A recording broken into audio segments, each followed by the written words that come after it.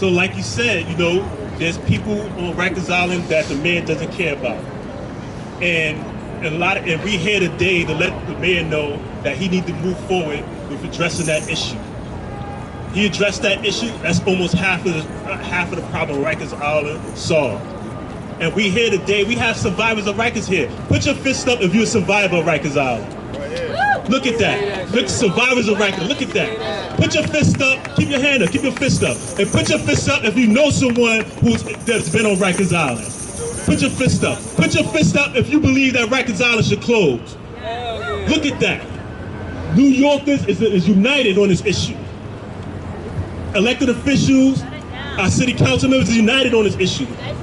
Borough presidents is united on the issue. The Progressive Caucus is united on the issue. The public advocate is united on this issue. The only one that's been an obstacle is the mayor, unfortunately. He's on the wrong side of history. He needs to feel not only the legal obligation of moving this forward, but the moral obligation of closing down the last penal colony in the United States. Rikers Island. So next up, we want to bring up someone who's been a champion of this cause. You know, many of y'all know her.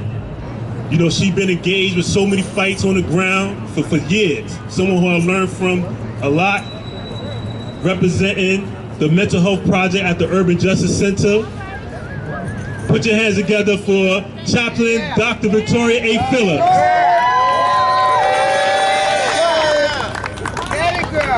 That was a good introduction. Thanks. Peace and blessings, everyone. You can hear me? Yeah. All right, I want to make sure you can. So everyone calls me Dr. V, and I just want to keep it real with you. So when in doubt, worry, or giving thanks, I often go back to the book of Psalms, right? And I want to briefly share a few reasons why I pray and advocate for those in New York City Department of Corrections.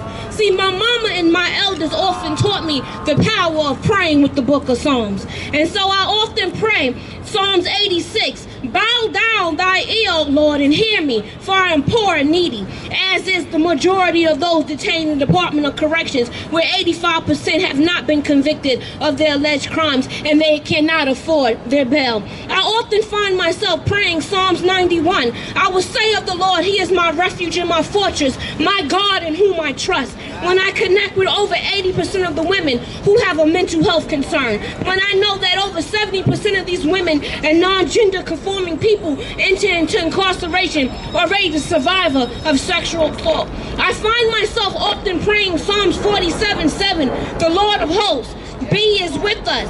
The God of Jacob is our refuge. As I walk through correctional facilities, praying not only for the detained to be safe by receiving their civil and human rights along with minimum standards, but I also pray this for all of those that work in these settings, be it uniform or civilians. I pray for their own mind and wisdom for understanding humanity along with protocols and correctional culture.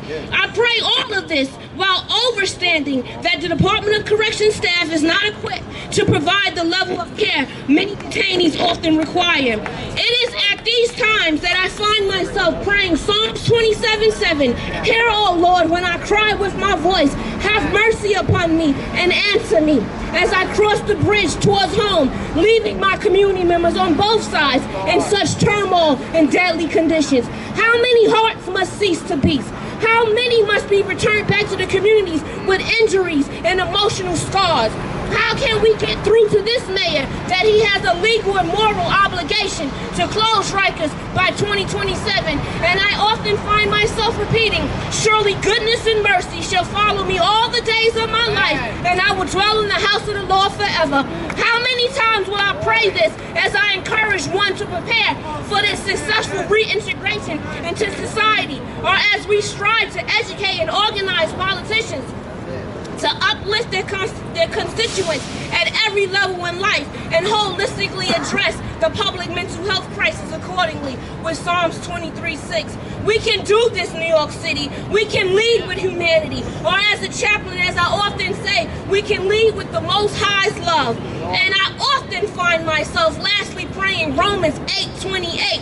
As we know that all things work together for them that love God, to those who are called according to his purpose. I have felt that this fight I have fought this fight for adequate mental health services and rapid responses to crisis for well over a decade in Rikers. I have even advocated for officers who will often seek spiritual guidance for working with those with a mental health concern because they do not know where to turn and they do not trust those who do not understand their position.